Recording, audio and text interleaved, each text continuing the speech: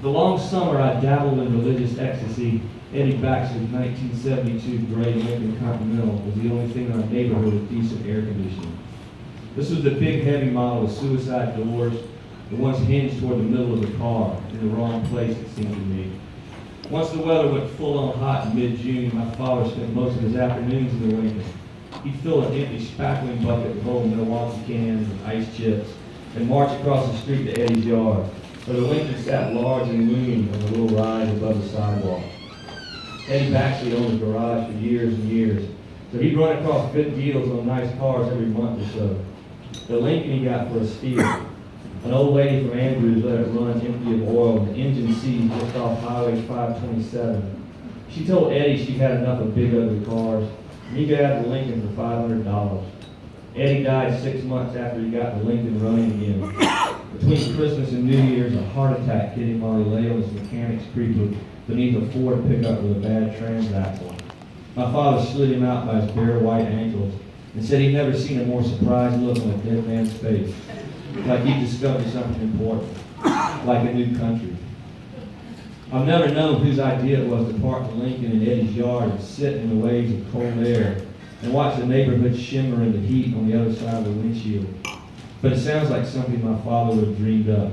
He was a smart man, smart enough to never put decent skin in any game he happened to play. Remember, this is fiction, Pop, right?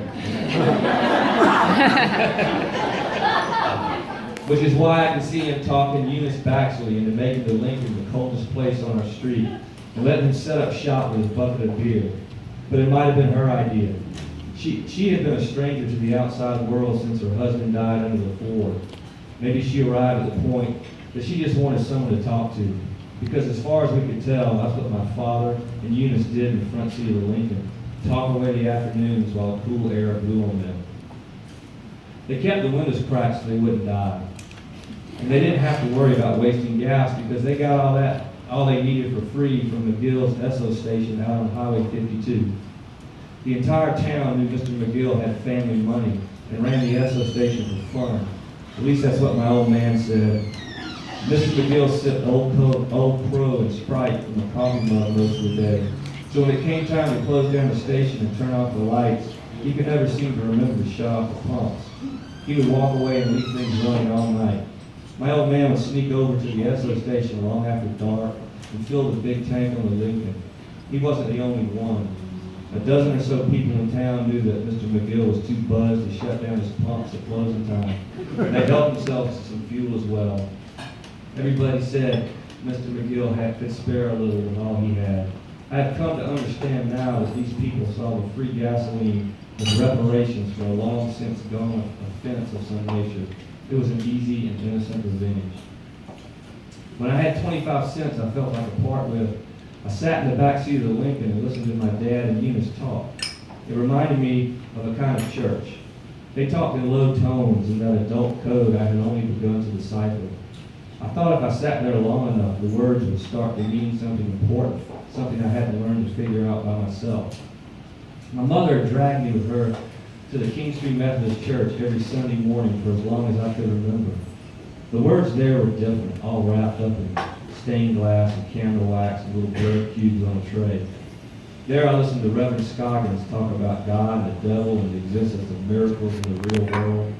And when I had a quarter in my pocket, I listened to Eunice Baxley rant about the weather her husband tolerated in Korea, and to my dad go on about Vietnam and tiny men in black pajamas. I remember thinking at the time that the Lincoln would probably do a better job than Reverend Scoggins at getting me to heaven, as long as there was enough free gas at McGill's Esso to make the trip. This was the summer religion started to confuse me. My mother wasn't pleased about the admission fee to the Lincoln. I can't believe you charge your own son to sit in that car, she said without looking at him. She barely made eye contact when they discussed each other's shortcomings. I imagine she thought his eyes possessed some sort of magical X-ray power, and if she stared into them for too long, she would lose bodily functions. Granted, his eyes were strange and growing more different each day, darker and sunk deeper in his head. By the summer of the Lincoln, he was rail thin from his relentless stomach problems, and the eyes seemed to burrow backwards little by little, while the rest of him retreated to the surface of his bones. I'm teaching these youngsters a life lesson, he said.